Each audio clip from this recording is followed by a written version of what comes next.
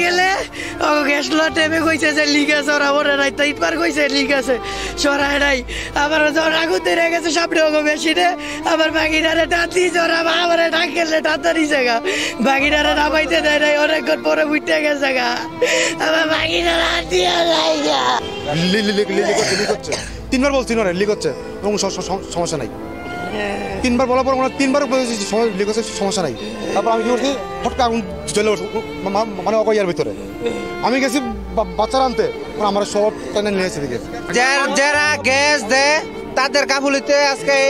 আজকে নির্মম ঘটনা ঘটলো ঠিক আছে আজকে এই দুর্ঘটনা বাচ্চাটা মারা গেল তার বাবা তারে আনতে গেছিল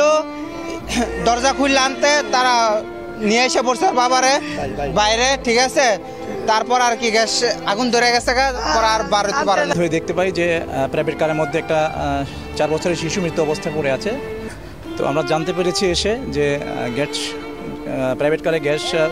ভরার সময় বিস্ফোরিত হয়ে এই শিশু বাচ্চাটি মারা যায় তো এই বিষয়ে আমরা আইনগত ব্যবস্থা তদন্ত আছে